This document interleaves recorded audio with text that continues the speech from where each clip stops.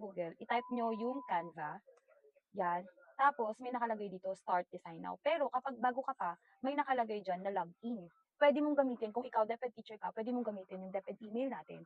Tapos, pwede lang din naman yung Gmail account.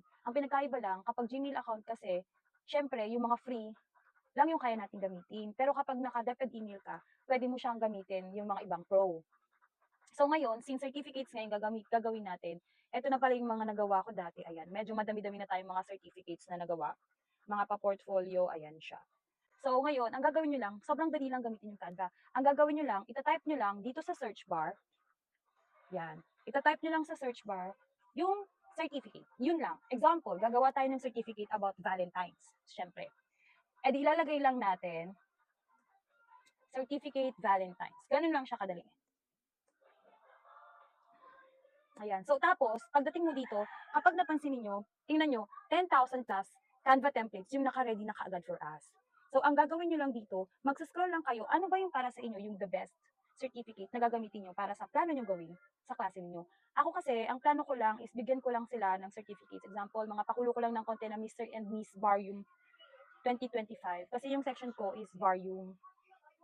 So, kapag dating doon, edi syempre hanap tayo ng medyo ano sa value. Okay. Kunyari ito. Oh, meron na tayong certificate na napilian. Ito yung gagamitin natin. So, dito, may makikita kayo dyan na pipiliin ninyo kung A5 ba siya or A4. Eh di syempre, doon tayo sa A4. Standard paper tayo. 'Di ba? Mamimili ka rin kung anong klaseng paper type. Kung standard ba siya, premium paper ba, deluxe paper ba, yung gagamitin natin.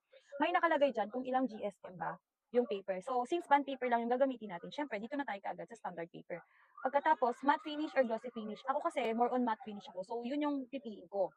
And then, kung mag-ano ka, 100 flyers, siguro doon lang tayo sa 25. Depende naman, wala namang bearing kung ilan yung gagawin niyo. Okay lang yan. So, open na natin siya. O, pagdating dyan, meron na tayong chance na ma-edit siya. Since, kunyari, para sa inyo, ay, medyo boring, di ba? Pag tinignan natin sa, pwede natin baguhin yung mga font style niya. Eto siya. Pwede nyo baguhin yung mga font style. Ayan, makikita nyo dyan. Kunyari, ako gusto ko ito yung gagamitin ko. Ayan, di ba? Medyo may dating.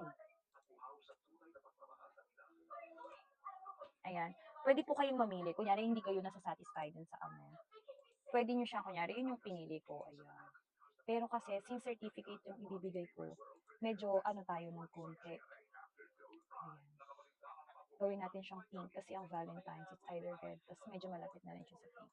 Tapos ito, ang gagawin ko. Ayan. Ayan. Palitan lang natin yung font para makita. Tapos ito, ang position nito, edi sa back. Yan. Tapos, magdadagdag na tayo ng elements. Magdadagdag na tayo ng konti. Pink. Diba? Tapos, lagyan natin ng pa-ribbon kasi syempre, Valentine's, ganyan. O, diba? Effect na kaagad yung certificate natin. Ganun lang po siya kadali. Sobra, o. Tapos, lagyan natin ng mga paganyan. O, diba? Perfect. Okay na. Okay na po yung certificate natin.